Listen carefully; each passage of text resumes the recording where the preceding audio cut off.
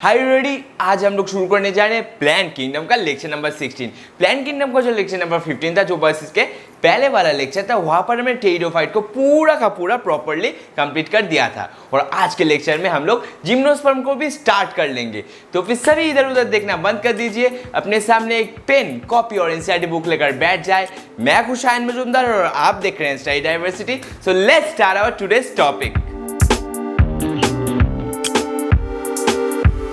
हमारा आज का टॉपिक जिम्नोस्पर्म स्टार्ट करने से पहले एक चीज आपका जानना बहुत आवश्यक है, जो कि है post fertilization development. Post fertilization development मतलब after fusion of male and female gamete. After fusion of male and female gamete flower में एग्जैक्टली कौन कौन से चेंजेस आते हैं, उसे हम कह रहे हैं पोस्ट फर्टिलाइजेशन डेवलपमेंट। तो फिर चलिए सभी हेडिंग पहले दे लीजिए, पोस्ट फर्टिलाइजेशन डेवलपमेंट।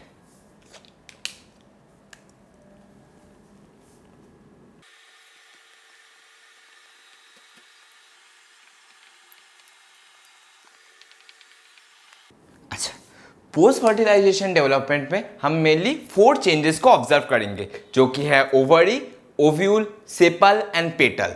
ओवरी क्या होगा? Ovary after post fertilization development या फिर after fusion of gamete, ovary will develop into fruit and ovule after fertilization of gamete will develop into seed. अच्छा, फिर हमारा आ गया पेटल। पेटल विल क्या होगा? Petal will be eliminated and petal will fall off. Petal will be eliminated and petal will gradually fall off. And sepals क्या होगा? Sepals भी same होगा, it will be gradually eliminated and it will fall off. तो चलिए इसको लिख देते हैं।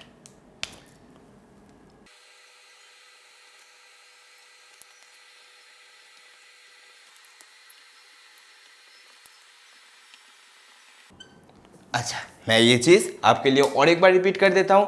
क्या होता है देखिए, आफ्टर पोस्ट फर्टिलाइजेशन डेवलपमेंट अच्छे से देख लीजिए। जो हमारा ओवरी होगा that will be converted into fruit. जो हम फल खाते हैं ना, वो एक राइपेंड ओवरी या फिर डेवलप्ड ओवरी ही होता है। एंड जो फल के अंदर सीड रहता है दैट इज ओव्यूल। मतलब after fertilization of gamete the ovule will be converted into seed. फिर क्या होगा? फिर जो पेटल रहता है हमारा, फिर जो पेटल रहता है, एक फूल का जो पेटल्स रहता है, that will fall off after the fertilization of gametes. फिर क्या होगा? फिर जो सेपल होगा that will also fall off, that will also get eliminated. तो फिर ये हमारा हो गया पोस्ट फर्टिलाइजेशन डेवलपमेंट, मतलब after fusion of gametes. After fusion of gametes ये चेंजेस फ्लावर में हम लोग ऑब्जर्व कर सकते हैं। तो फिर चलिए इसके बाद हम हमारा आज का जो प्राइम टॉपिक है, जो कि है जिम्नोस्पर्म, उसको भी स्टार्ट कर लेंगे। तो फिर सभी अभी बड़े बड़े अक्षरों में हेडिंग दे लीजिए, जिम्नोस्पर्म।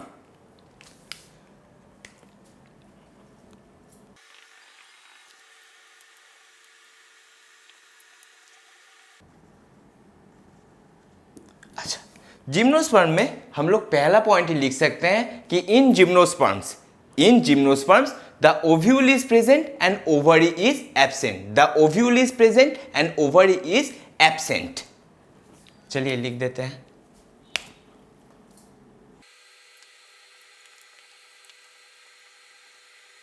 अच्छा, ओव्यूल प्रेजेंट मतलब इन चारों में से देख के आप अगर बोलिए जी, ओव्यूल प्रेजेंट मतलब आफ्टर फर्टिलाइजेशन ऑफ गैमेट्स कौन सा चेंजेस आएगा फ्लावर में, इन चारों में से देख के बोलिए। ओव्यूल चेंजेस मतलब क्या प्रेजेंट रहेगा फ्लावर में, फ्रूट में क्या प्रेजेंट रहेगा? ओव्यूल चेंजेस मतलब बोलिए। हाँ, आपने सही बोला। ओव्यूल चेंजेस मतलब after fertilization of gamete seed present रहेगा। ओव्यूल प्रेजेंट मतलब after fertilization of gamete seed यहां पर प्रेजेंट रहेगा। चलिए लिख देते हैं, सीड प्रेजेंट। अभी आप बोलिए ओवरी इज एब्सेंट। अभी मैंने लिखा हूं ovary is absent. Ovary is absent मतलब क्या है? ओवरी इज एब्सेंट मतलब इन चारों में से देख के बोलिए कौन सा चीज एब्सेंट रहेगा, यही बोल दीजिए। हाँ, आपने सही बोला, fruit will be absent after fertilization of gamete या फिर after fusion of gametes, fruit will be absent. अभी सर आपने बोला कि ओव्यूल प्रेजेंट या फिर seed present, ovary absent, fruit absent, मतलब पंगा क्या है? ये तो कुछ समझ नहीं आ रहा है। चलिए एक मैंगो का एग्जाम्पल लेते हैं और पूरा का पूरा ये सिनेरियो क्रिस्टल क्लियर वे से समझ लेते हैं। सपोज आम का एक फल को आप लोग ऐसे वर्टिकली काट दिए, तो फिर कैसे देखने को लगेगा? ये सपोज हमने आम का एक फल काट लिया, ठीक है। अभी जो ये पोर्शन है इसे ही तो हम खाते हैं, यही पोर्शन तो हम लोग खाते हैं, है ना। इसी पोर्शन को हम लोग फ्रूट बोलते हैं। और जो हमारा सेंटर में रहता है जिसे हम लोग गुठली कहते हैं, जिसे हम लोग गुठली कहते हैं, तो फिर इसको हम लोग क्या कहेंगे, इसको हम लोग सीड बोल देते हैं। अच्छा, अभी मैंने बोला कि ovary is absent so fruit will be absent. तो फिर यहां पर देख के बोलिए, अगर मैं ये चीज पूरा का पूरा मिटा दूं, ये चीज मैं आपके सामने ही पूरा का पूरा मिटा दिया, अभी बस क्या प्रेजेंट है? अभी आप देख के बोलिए, अभी क्या प्रेजेंट है? Only seed is present, only seed is present and fruit is absent. मैंने फ्रूट को बाहर से मिटा दिया, मतलब इमेजिनरी ऐसे ही समझ लीजिए, मैंने फ्रूट को मिटा दिया बिकॉज ओवरी वॉज एब्सेंट, इसलिए यहां पर फ्रूट भी एब्सेंट होगा। एंड ओव्यूल इज प्रेजेंट, सो यहां पर सीड प्रेजेंट होगा, है ना। तो फिर ऐसे केस में मतलब जब जब हमारा ओव्यूल ओवरी वॉल के द्वारा कवर्ड नहीं रहेगा, जब हमारा सीड ओवरी के वॉल के द्वारा कवर्ड नहीं रहेगा, तब हम वैसे सीड को बोलेंगे नेकेड सीड, तब हम वैसे सीड को बोलेंगे नेकेड सीड। तो फिर हम लोग जिम्नोस्पर्म में लिख सकते हैं naked seed present because seed are not covered by ovary wall, ठीक है। चलिए लिख देते हैं।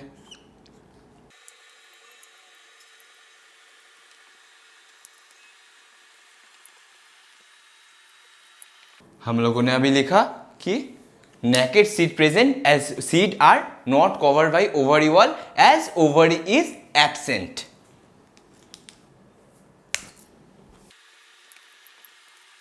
चलिए, अभी तक तो शायद ये स्टेटमेंट आपको क्लियर हो ही चुका होगा कि naked seed is present because seeds are not covered by ovary wall as ovary is absent. Ovary present ही नहीं होता जिम्नोस्पर्म में ओवरी प्रेजेंट ही नहीं होता, इसीलिए सीड ओवरी के अंदर रहेगा ही नहीं, और वैसे सीड को हम लोग कहेंगे नेकेड सीड। अभी देखिए, अभी आपके एनसीईआरटी में एक स्टेटमेंट लिखा गया है, gymnosperm are the plants in which ovule are neither covered by ovary wall. Ovules are not covered by ovary wall and seed remain naked before and after fertilization. चलिए अभी इस स्टेटमेंट को लिखेंगे और इसको प्रॉपर मीनिंग समझ लेंगे। चलिए लिख देते हैं।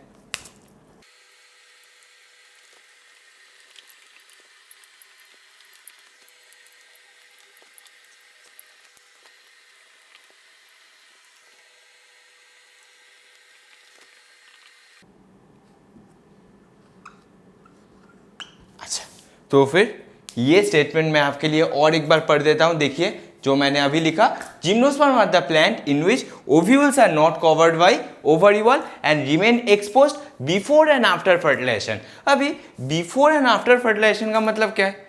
मतलब ये चीज देखिए एनसीईआरटी में प्रॉपर्ली लिखा नहीं है, इसलिए मैं आपको बता देता हूं।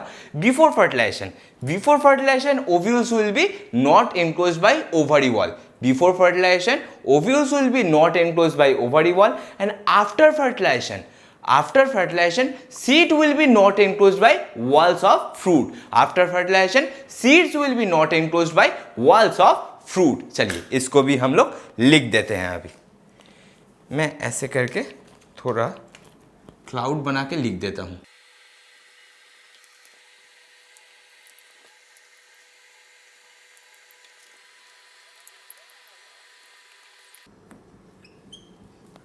मतलब मैंने अभी जो लिखा आपको और एक बात समझा देता हूं। Before fertilization ovules are not covered by wall of ovary,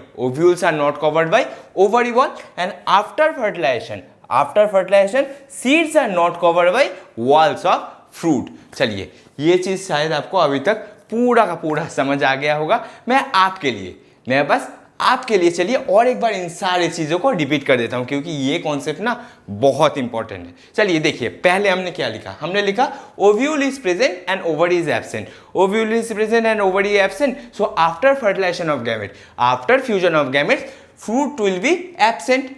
because ovary is absent after fertilization of gamete, fruit will be absent and seed will be present because ovules are present. Seed will be present because ovules are present. फिर हमने लिखा naked seed present. Naked seed present because seeds are not covered by ovary wall. Naked seed present because seeds are not covered by ovary wall. फिर हमने एक आम का example लेके पूरा का पूरा समझ लिया. देखिए अभी तो आम का सीजन नहीं है, इसलिए इस चीज़ को मिटा देता हूँ, नहीं तो आपको नोट बनाने के बाद कंफ्यूजन हो जाएगा क्योंकि आम का सीजन भी नहीं है.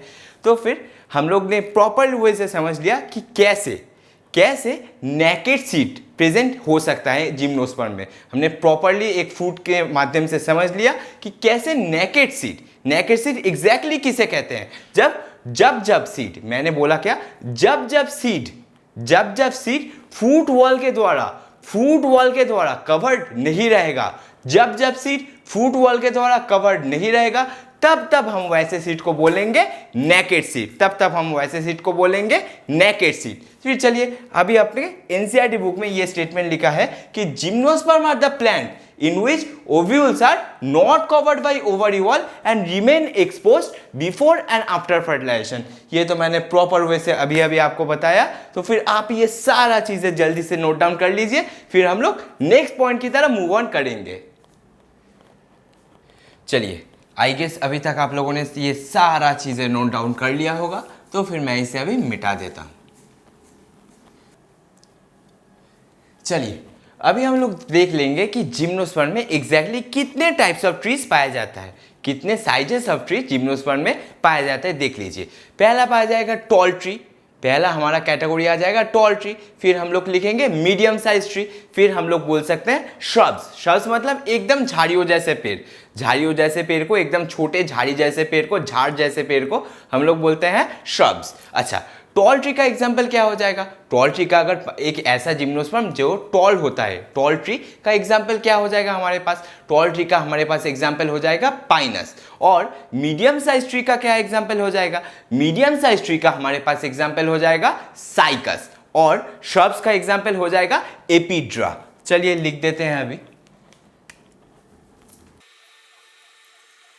जिम्नोस्पर्म में 3 टाइप्स ऑफ ट्री पाया जाएगा.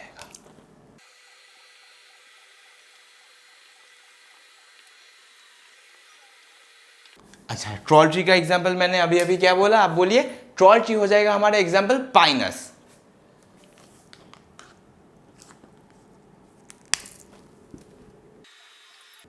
और मीडियम साइज ट्री का एग्जाम्पल मैंने क्या बोला? मीडियम साइज ट्री हमारे पास हो जाएगा साइकस. और श्रब्स का एग्जाम्पल मैंने क्या बोला? श्रब्स का एग्जाम्पल हो जाएगा एपिड्रा.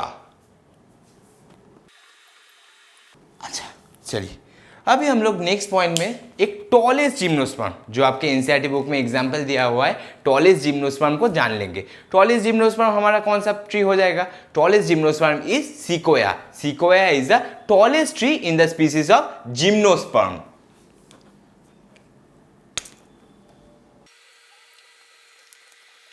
अच्छा, the most tallest tree among the species of gymnosperm हमारा हो जाएगा सिकोया.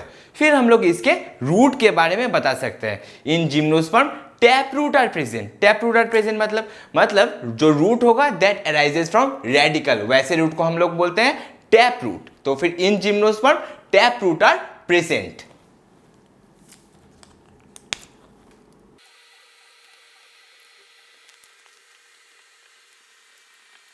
अच्छा, फिर हम लोग लिख सकते हैं जिम्नोस्पर्म के रूट में फंगल एसोसिएशन देखा जाता है. जिम्नोस्पर्म के रूट में फंगल एसोसिएशन देखा जाता है. फंगल एसोसिएशन मतलब देखिए एक एग्जांपल आपको देता हूं. पाइनस का जो रूट होगा उसमें माइकोराइजा देखा जाएगा. अभी माइकोराइजा क्या है? देखिए ये आपको बताना है, ये आपको जरूर बताना होगा, क्योंकि माइकोराइजा में अभी तक हमने जो भी जितना भी सिलेबस कंप्लीट किया है, माइक्रोराइजा मैंने कम से कम 5 से 6 बार आपको तो बताया ही हूं. तो फिर अभी आप बताइए माइक्रोराइजा क्या है? बताइए. हाँ, तुम्हें ही बताना पड़ेगा. बताओ. हाँ, आपने एकदम सही कहा. Mycorrhiza is a fungal association between roots of higher plant. Fungal association with the roots of higher plant को हम लोग माइकोराइजा कहते हैं। तो फिर हम लोग पाइनस में माइकोराइजा देखा जाता है, हम लोग पाइनस में माइकोराइजा को देख सकते हैं। पाइनस के रूट के साथ फंगल एसोसिएशन पाया जाता है। चलिए लिख देते हैं। पहले पॉइंट में हम लिखेंगे कि fungal association are found in roots.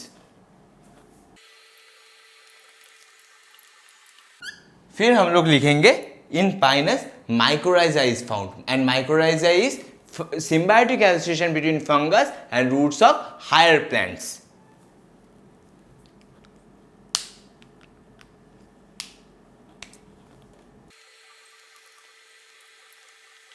Mycorrhiza is found. Mycorrhiza is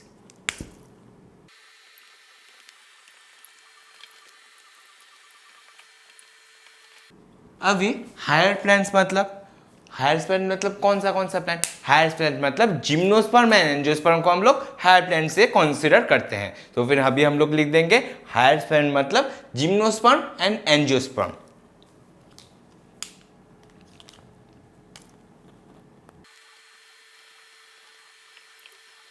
चलिए अभी हम लोग एक पाइनस के रूट को नॉर्मल रूट के साथ कंपेयर करेंगे और देखेंगे कि पाइनस में ऐसा क्या डेफिशिएंट है, पाइनस का ऐसा क्या दुर्दशा हो गया, पाइनस का ऐसा क्या अभाव पड़ गया कि उसमें माइकोराइजा प्रेजेंट रहना बहुत आवश्यक है, नहीं तो पाइनस मर ही जाएगा। पाइनस के रूट में ऐसा क्या अभाव पड़ गया कि जिसके मतलब माइकोराइजा के बिना, फंगल एसोसिएशन के बिना वो मर ही जाएगा। तो फिर चलिए अभी हम पाइनस के रूट को एक नॉर्मल रूट के साथ कंपेयर कर लेते हैं। देख लीजिए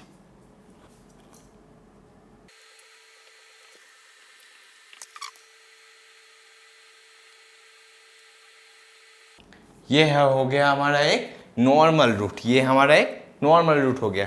चलिए अब पाइनस के रूट को भी ड्रॉ कर लेते हैं और ये हमारा हो गया एक पाइनस का रूट। देखिए कैसा गंजा गंजा लग रहा है, नहीं लग रहा? पाइनस का रूट नॉर्मल रूट के कंपैरिजन में कैसा गंजा गंजा लग रहा है। तो फिर हम लोग अभी इसका अगर नोमेनक्लेचर करें या फिर इसका नामकरण करें तो फिर हम इस पार्ट को बोल देंगे, हम लोग इस पार्ट को बोल देंगे रूट या फिर मेन रूट बोल सकते हैं और इस पार्ट को बोल सकते हैं रूट हेयर।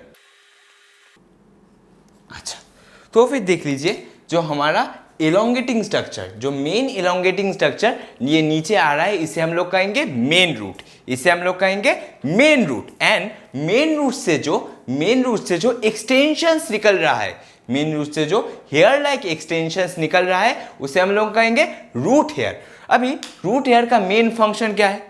रूट हेयर का मेन फंक्शन क्या है देख लीजिए। Root hair help in absorption of water and minerals, root hair help in absorption of water and minerals. तो फिर अगर हम पाइनस का रूट देखें तो फिर यहां पर बस मेन रूट प्रेजेंट है, बस मेन रूट प्रेजेंट है।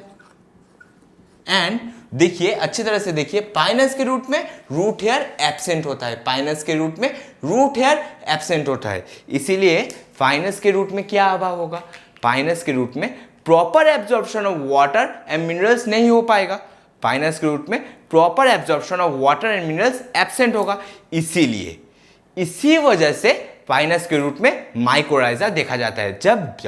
जब पाइनस के रूट में फंगस एसोसिएट करेगा, जब पाइनस के रूट में फंगल एसोसिएशन होगा तो उसका रूट का सरफेस एरिया इंक्रीज हो जाता है, तो उसका रूट का सरफेस एरिया इंक्रीज हो जाएगा। जिससे क्या होगा?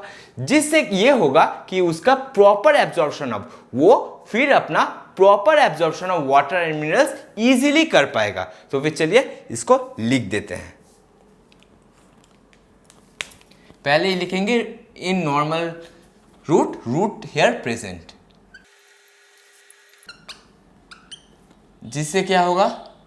जिससे होगा it will help in proper absorption of water and minerals.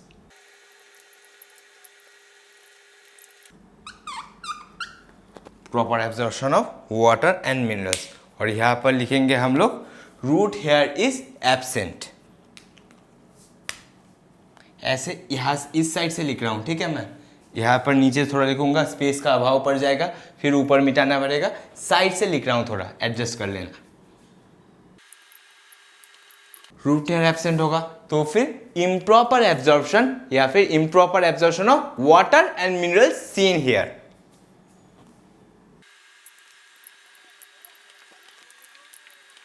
Improper absorption of water and minerals are seen here. इसीलिए हमारा यहाँ पर माइक्रोराइजा पाया जाएगा, इसीलिए हमारा यहाँ पर फंगल एसोसिएशन देखा जाएगा।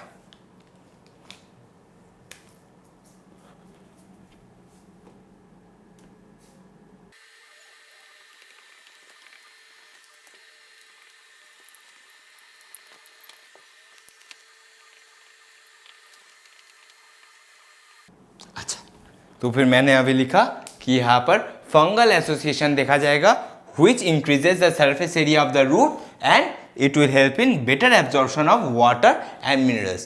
तो फिर आई होप इतना सारा आपको प्रॉपर वे से समझ आ गया होगा। तो फिर आप इसे जल्दी से लिख लीजिए, फिर हम लोग नेक्स्ट पॉइंट की तरफ मूव ऑन करेंगे। जल्दी से लिख लीजिए।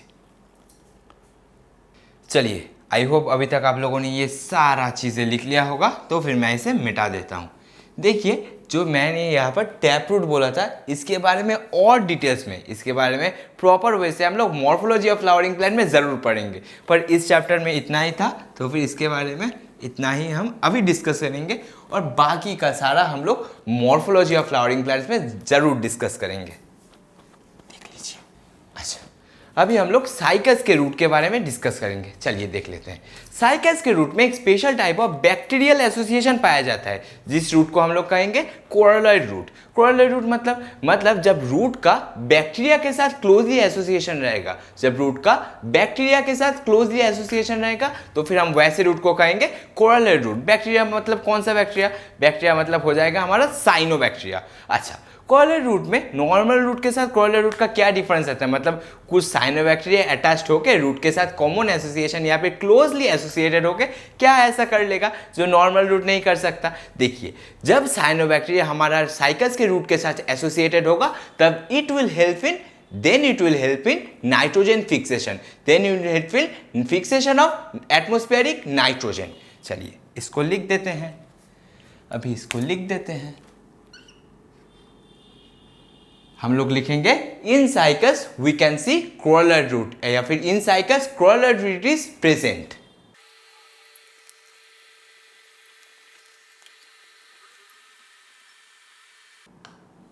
अच्छा, साइनोबैक्टीरिया का भी अगर एक एग्जांपल हमें देना होगा तो फिर हम क्या देख सकते हैं? हम लोग लिख सकते हैं Anabaena. Anabaena is a cyanobacteria which is closely associated with the root of Cycas. Example एक साइनोबैक्टीरिया का हो जाएगा एनाबीना। अच्छा, क्लोजली एसोसिएटेड होके क्या करेगा एनाबीना, या फिर हमारा जो साइनोबैक्टीरिया है वो साइकस के रूट के साथ क्लोजली एसोसिएटेड होके क्या करेगा? It will help in fixation of atmospheric nitrogen.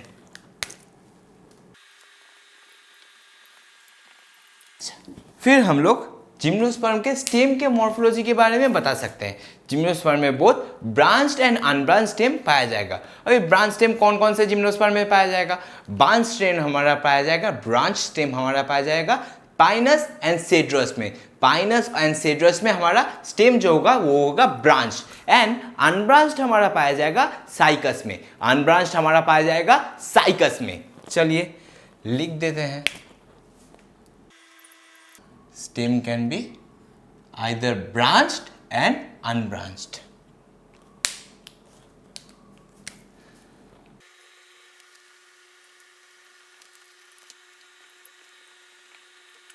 अच्छा, अभी हम लीफ के बारे में डिस्कस करेंगे। देख लीजिए, लीफ के बारे में हम लोग बोल सकते हैं in gymnosperm both simple and compound leaves are found. In gymnosperm two types of leaves are found, that is simple and compound leaf. Simple leaf mainly कौन से जिम्नोस्पर्म में पाया जाएगा? सिंपल लीफ मेनली पाया जाएगा हमारा पाइनस में। Pinus में जो निडल शेप लीफ होता है वो मेनली सिंपल लीफ पाया जाता है, एंड कॉम्पाउंड लीफ हमारा पाया जाएगा साइकस में। अभी हम लोग साइकस में अगर स्पेसिफिकली बोले, साइकस में मैंने बोला कॉम्पाउंड लीफ पाया जाता है। अगर मैंने स्पेसिफिकली मुझे बोलना है साइकस में कैसा कॉम्पाउंड लीफ पाया जाता है तो फिर मैं बोल सकता हूं in Cycas pinnately compound leaf are found. In Cycas pinnately compound leaves are found. चलिए लिख देते हैं।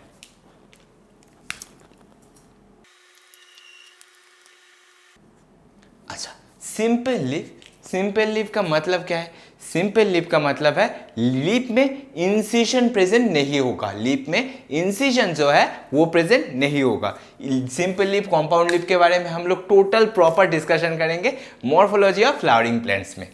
अभी के लिए जान लीजिए बस, सिंपल लीफ मतलब जिन लीफ में इंसिजन एब्सेंट रहता है।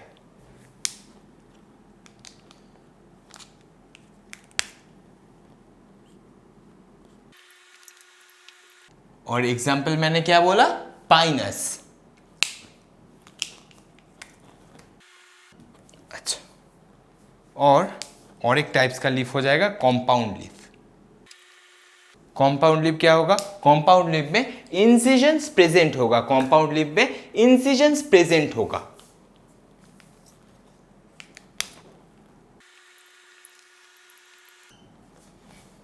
और कॉम्पाउंड लीफ का एग्जाम्पल क्या हो जाएगा? कॉम्पाउंड लीफ का एग्जाम्पल हमारे पास हो जाएगा साइकस।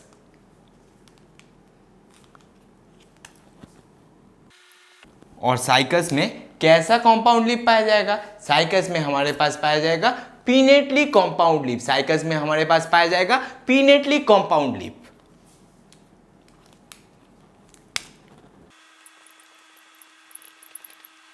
अच्छा, फिर हम लोग बता सकते हैं कि in gymnosperm the leaves are well adapted to extreme environmental condition. Extreme environmental condition मतलब हीट, मॉइस्चर एंड विंड। मतलब एक्सट्रीम एनवायरमेंटल कंडीशन में भी हमारा जिम्नोस्पर्म इजीली सर्वाइव कर सकता है। हमारा जिम्नोस्पर्म इजीली सर्वाइव कर सकता है एक्सट्रीम एनवायरमेंटल कंडीशंस में। चलिए लिख देते हैं।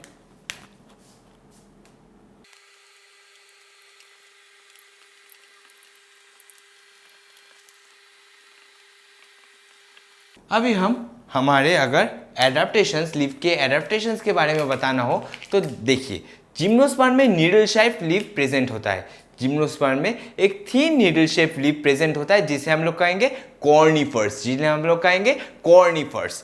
तो फिर हम लोग पहला पॉइंट लिख सकते हैं, in gymnosperm conifers are present. Conifers क्या है? Conifers are the needle shape leaf. Conifers are needle shape leaves.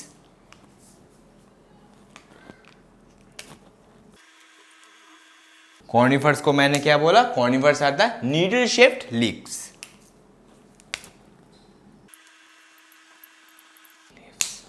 अच्छा, नीडल लाइक लीफ होने से क्या आसानी हो जाएगा? मतलब क्या एडवांटेज है नीडल लाइक लीफ होने से? देख लीजिए, नीडल लाइक अगर हमारा लीफ हो जाएगा, it reduces the surface area of the leaf. अगर आप सोच लीजिए, एक हमारा ऐसा एक लीफ है, एक हमारा ऐसा एक लीफ है, और एक हमारा ऐसा पूरा, मतलब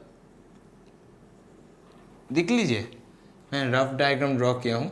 अगर एक ऐसा लीफ प्रेजेंट होगा पूरा नीडल शेप्ड, हाँ, तो फिर क्या डिफरेंस है इन दोनों में? इसमें और इसमें, इन दोनों लीफ में क्या डिफरेंस है? यहाँ पर फर्स्ट जो लीफ मैंने ड्रॉ किया हूँ, यहाँ पर सरफेस एरिया ज़्यादा है, यहाँ पर सरफेस एरिया ज़्यादा है। जब सरफेस एरिया ज़्यादा होगा तो फिर ट्रांसपीरेशन वाटर लॉस ज़्यादा होगा। सरफेस एरिया जब ज़्यादा होगा तब ट्रांसपीरेशन वाला वाटर लॉस भी, ट्रांसपीरेशन वाटर लॉस ज़्यादा होगा। अब जब यहाँ पर सेकेंड लीफ में देख लीजिए, नीडल शेप लीफ में सरफेस एरिया कम होता है। जब सरफेस एरिया कम होगा तो उसका ट्रांसपीरेशन वाटर लॉस भी कम होगा। इसीलिए हम लोगों ने लिखेंगे कि यहाँ पर नीडल शेप लीफ प्रेजेंट होता है and it reduces the surface area. It reduces the surface area, which in turn reduces the transpirational water loss.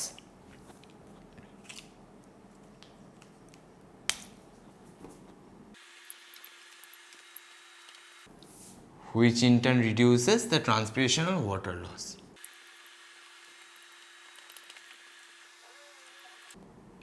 फिर हम लोग नेक्स्ट एडेप्टेशन के बारे में बता सकते हैं कि in gymnosperm thick cuticles are present over leaf.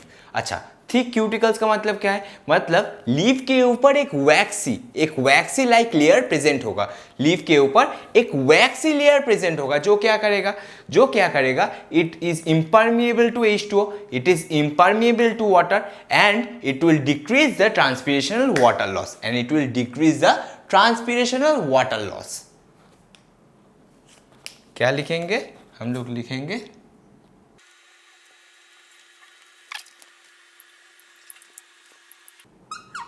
Vaccine layer over the leaves. फिर हम लोग लिख सकते हैं it is impermeable, the waxy layer is impermeable to water. And फिर हम लोग लिख सकते हैं this in turn decreases the transpiration loss of water.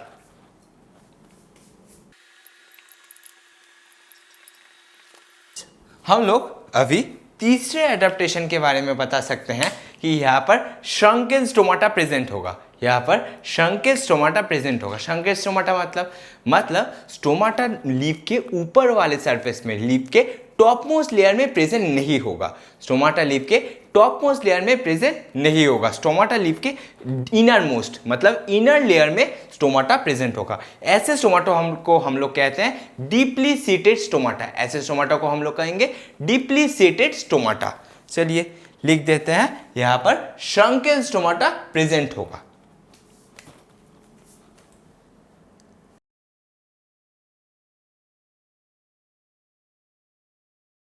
Deeply seated stomata.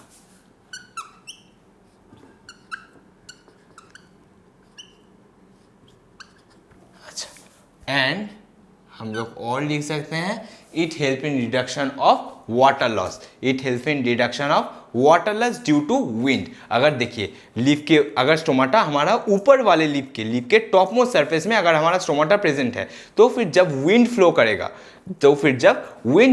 करेगा then it increases the loss of water. पर जब हमारा स्टोमाटा लीफ के अपर सरफेस के बजाय लीफ के इनर मोस्ट लेयर में प्रेजेंट होगा, तो फिर क्या होगा? It will avoid the loss of water due to wind. चलिए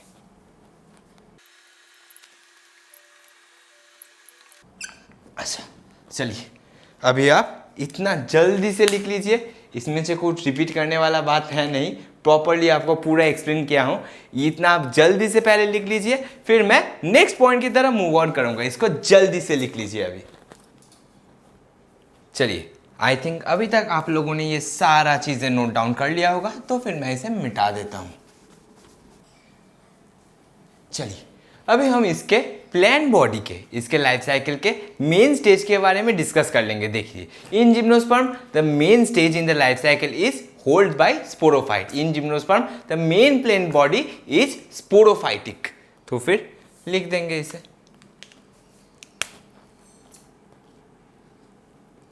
main plant body is sporophytic.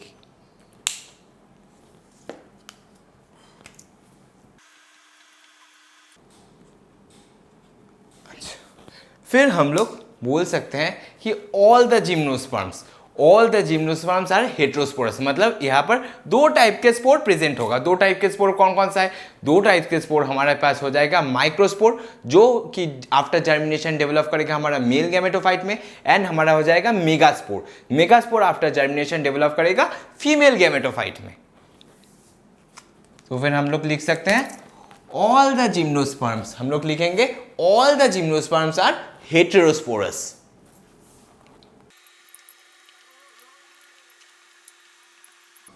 All gymnosperms are heterosporous. क्यों?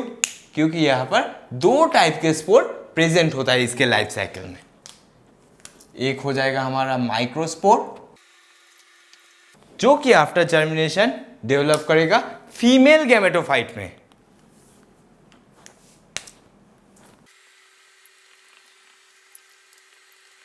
एंड हमारा और एक स्पोर हो जाएगा मेगास्पोर, जो कि आफ्टर जर्मिनेशन डेवलप करेगा फीमेल गैमेटोफाइट में।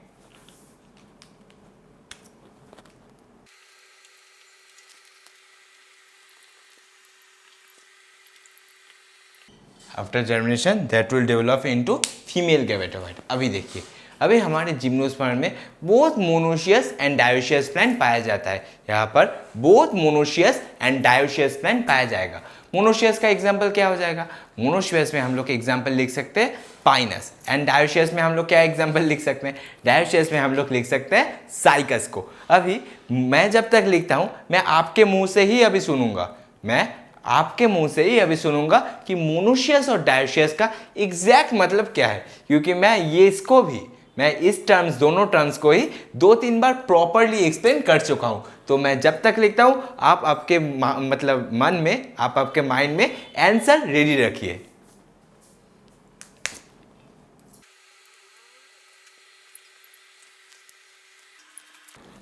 तो अभी डायोसियस का मतलब क्या है?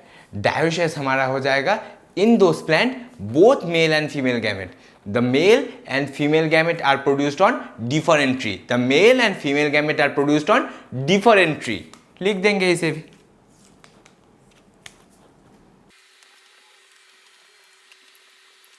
अच्छा, फिर हम लोग लिख सकते हैं some plants are monoecious also. और मोनोशियस का एग्जाम्पल क्या हो जाएगा? मोनोशियस का एग्जाम्पल हमारे पास हो जाएगा पाइनस।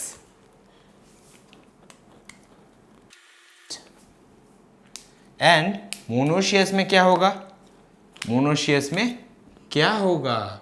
इन मोनोशियस प्लांट्स या फिर in pinus, the male and female gametes are produced on same tree. The male and female gametes are produced on same tree.